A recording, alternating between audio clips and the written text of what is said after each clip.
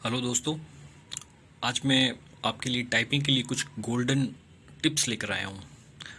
मैं आपके साथ कुछ ऐसे टिप्स शेयर करूँगा जो आपको पता नहीं होंगे ज़्यादातर लोगों को।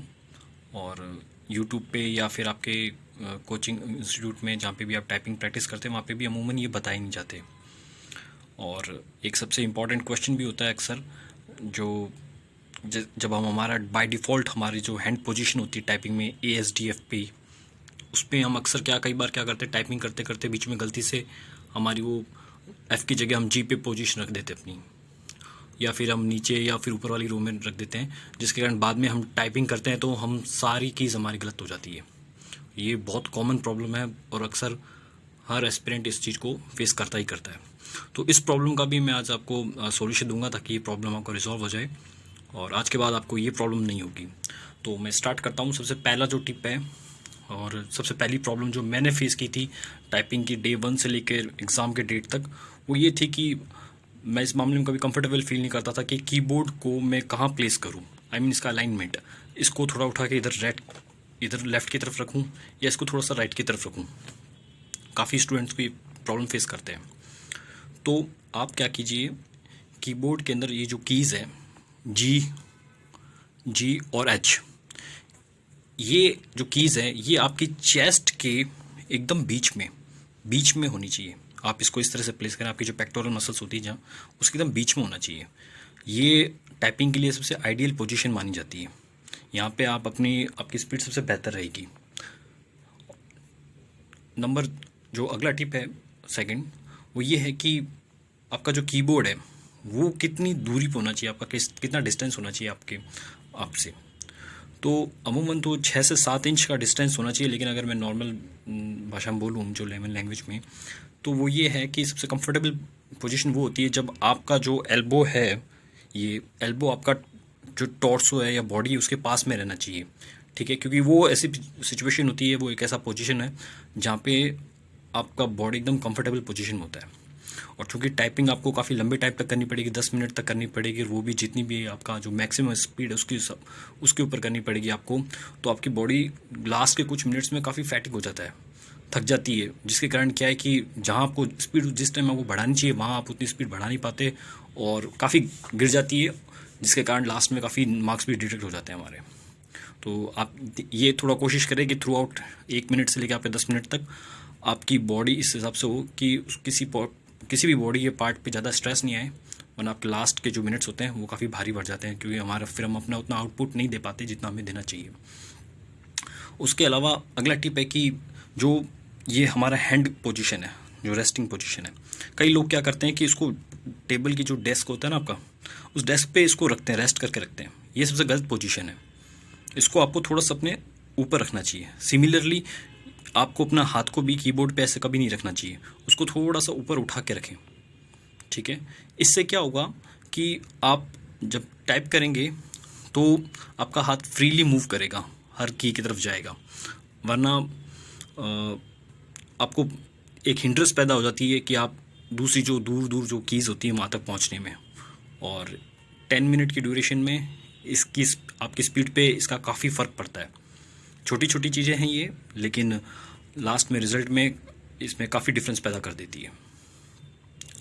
तो अगला पॉइंट है मेरा कि, और एक चीज़ इसमें ये भी ध्यान रखें कि जो आपकी रिस्ट पोजीशन है ना, ये रिस्ट पोजीशन है, आपका हाथ या तो उठा हुआ या ऐसे नीचे रिस्ट नहीं होना चाहिए, बल्कि एकदम ये पैरेलल होना चाहिए।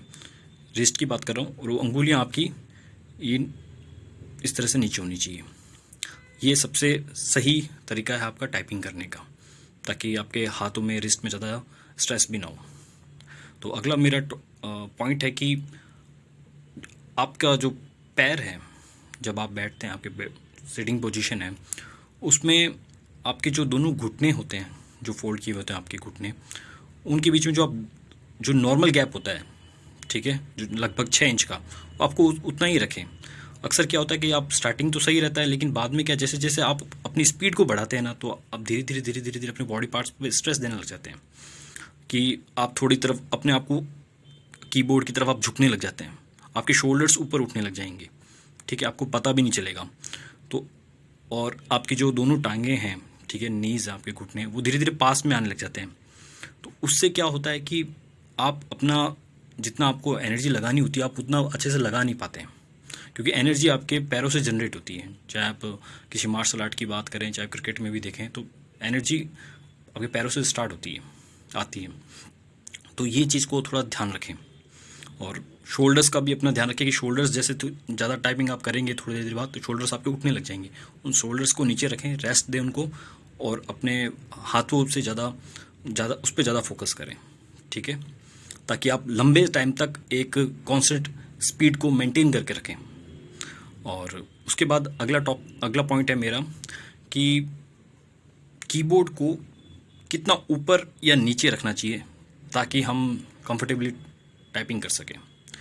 तो आपकी जो भी चेयर है या टेबल है, आप उनको इस तरह से मैनेज करके रखें कि आपकी जो कोहनियाँ हैं, एल्बो है आपका, ठीक है, ये आपका एल्बो है जैसे, तो वो एक 90 डिग्री पे, ये 90 डिग्री पे आप उसको टाइप कर सकें, क्योंकि ये सबसे आइडियल पोजीशन है।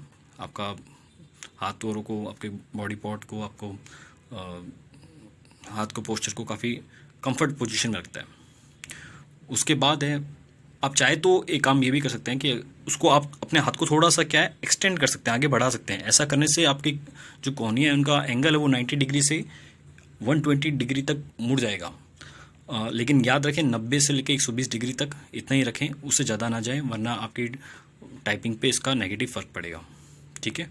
उसके बाद एक जो गोल्डन रूल है मैं आपको बता रहा हूँ, वो ये है कि आपकी जो, ये याद रखिए कि आप जब कीज़ पे आप प्रैक्टिस करेंगे आप, तो ये जो कीज़ है ना, ये आपको अपने दिमाग में याद नहीं करनी, क्योंकि ज़्यादातर लोग ये गलती करते हैं, स्पेशली बिगिनिंग में आप जब आपकी एकदम अच्छी स्पीड नहीं आती, तो इनको आप दिमाग में याद करने की कोशिश ना कीजिए, इनको आप अपनी अंगुलियों को याद करवाने की कोशिश कीजिए।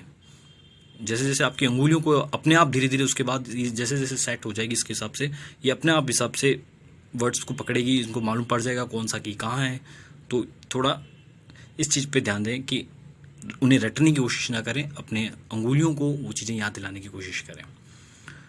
उसके अलावा एक और चीज़ है कि एक मिस्टेक है जो मैंने की थी, काफ़ी टाइम तक की थी, मुझे पता नहीं चला था वो, ना मुझे किसी ने बताया था, क्योंकि सबको लगा कि ये सबको मालूम होती है, और बहुत बाद में मुझे पता चला था कि कई स्टूडेंट्स क्या करते हैं, जैसे यहाँ पे आपका टाइपिंग मटेरियल रखा हुआ है कागज़, अब वो क्या करेंगे, पहले यहाँ मटेरियल देखते हैं, फिर यहाँ टाइप करते टाइम यहाँ देखेंगे, फिर स्क्रीन पे देखेंगे। तो आपने 3 बार देखा, 1 2 3, यहाँ 3 सेकंड ख़राब हो रहे हैं आपके। तो आप हमेशा याद रखिए, आप जो टाइपिंग का मटेरियल टाइप करें ना, आपका ध्यान सिर्फ इस पे होना चाहिए। आपको कीबोर्ड पे नहीं देखना, आपको स्क्रीन पे नहीं देखना, आपको सिर्फ यहाँ देखना है और आपकी उंगलियाँ चलनी चाहिए। तो जहाँ 3 गुना टाइम लग रहा था, वहाँ पे सिर्फ 1 गुना टाइम लग रहा है, आपने 2 गुना टाइम बचाया है, और ऐसे ही आपकी स्पीड बढ़ेगी। शुरुआत में थोड़ा डिफ़िकल्ट होगा, लेकिन धीरे धीरे डोंट वरी, आपको स्पीड आ जाएगी। अगला चीज़ ये है कि अगर अभी आप शुरुआत में आपकी ज़्यादा अच्छी स्पीड नहीं है, तो आप नोटपैड पे टाइपिंग करें, MS वर्ड और पे ना करें। रीज़न ये है कि वहाँ पे आप टाइप करते हैं तो वो एरर शो कर देता है, और उनको एरर स्टार्टिंग में आनी है, और उसको देख के क्या है, आपका कॉन्फिडेंस लेवल गिर जाता है कि यार मेरे तो गलतियाँ हो रही हैं। तो इसके लिए सबसे बेस्ट ये है कि आप नोटपैड पे करें, आपको पता नहीं चलेगा, गलती होगी, नॉर्मल बात है, गलतियों की कोई परवाह मत कीजिए। अभी स्टार्टिंग में आप सिर्फ लिखते जाएं। मैं आपको गारंटी के साथ कह रहा हूँ, आपकी स्पीड काफ़ी बढ़ेगी, आपको विश्वास भी नहीं होगा। लेकिन आपको जैसे मैं टिप्स दे रहा हूँ, आप उसको फॉलो कीजिए। और मैंने इसी तरह अपनी स्पीड्स को बढ़ाया था। और हाँ, जो लास्ट चीज़ जो मैंने आपको शुरुआत में बोला था कि ये जो गलती होती है कि मैं अपना हैंड पोजीशन रखता हूँ ASDF पे, और बाद में अक्सर क्या होता है कि यहाँ ऊपर मैंने कुछ दबाया, प्रेस किया, और अचानक मेरा हाथ यहाँ आ गया, और मुझे लगेगा कि हाँ मेरा हाथ ASDF पे ही है, और मैं इस हिसाब से उसको ट्रीट करता हूँ। बाद में पता चलता है कि यार मेरी हैंड पोजीशन यहाँ की जगह यहाँ आ गई, और मैंने सारा मैटर ही गलत कर दिया, या फिर यहाँ नीचे आ गई, या यहाँ ऊपर ही रह गया। तो इसका मैं आपको रामबाण इलाज दे रहा हूँ। अगर आप गौर से देखेंगे ना, तो ये देखिए, ये F है, तो F के नीचे ये यहाँ पे उभरा हुआ सा आपको दिखाई दे रहा है एक, तो इस पर जब आप हाथ लगाएंगे ना, तो आपको पता चलेगा ये F है, ठीक है। सिमिलरली आप J पे देखेंगे तो यहाँ पे भी उभरा हुआ दिखाई दे रहा है आपको, तो ये आप इसको हाथ लगाएंगे तो आपको मालूम पड़ जाएगा। तो जब दोनों हाथ आपके एक हाथ इधर होगा, एक हाथ इधर से आपका होगा, तो आपको मालूम पड़ेगा कि हाँ ये कीज़ है। शुरुआत में आपको थोड़ा सा प्रॉब्लम होगा, लेकिन धीरे धीरे आपको टाइपिंग करते जाएंगे, आपके हाथ वापस आपकी ये बाय डिफ़ॉल्ट पोजीशन पे आएगा, तो आपको पता चल जाएगा कि हाँ मेरा हाथ सही जगह पे है। ये जल्दी जल्दी अपने आप होगा, आपको ज़्यादा स्ट्रेस लेने की ज़रूरत नहीं पड़ेगी, लेकिन अभी शुरुआत में होगा, बाद में आपका हाथ अपने आप इस हिसाब से एडजस्ट हो जाएगा। तो ये याद रखिएगा, ये शायद ही मुझे नहीं लगता आप में से ज़्यादातर लोगों को पता होगा कि ये एक F पे जो निशान दिख रहा है आपको, J पे दिख रहा है एक, आप अपने कीबोर्ड पे चेक करना, आपको मालूम पड़ जाएगा, ताकि इससे आपको ध्यान रहेगा कि मेरा बाय डिफ़ॉल्ट हैंड पोजीशन क्या होना चाहिए। कुछ और ज़रूरत होगी टिप्स की तो मैं आपके लिए ज़रूर लेकर आऊँगा जल्दी। तब तक आप लाइक कीजिए, कमेंट कीजिए, आपको मेरा वीडियो पसंद आया तो अपने दोस्तों के साथ शेयर कीजिए, अपने ग्रुप्स में शेयर कीजिए। हमारे सब्सक्राइबर थोड़े कम हैं, और उम्मीद करता हूँ कि आपकी मदद से हम जल्दी कुछ अच्छे नंबर गेन कर लेंगे। Thank you.